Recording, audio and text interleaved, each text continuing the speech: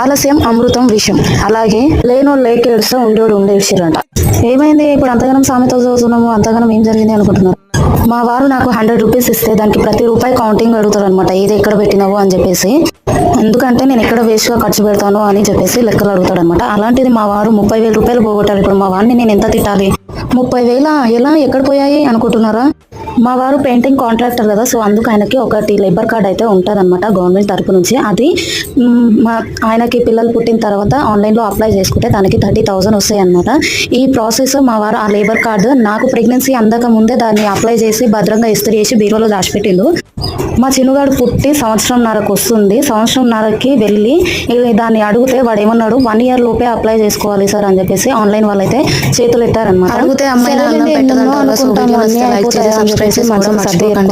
అయిపోయారు అనమాట.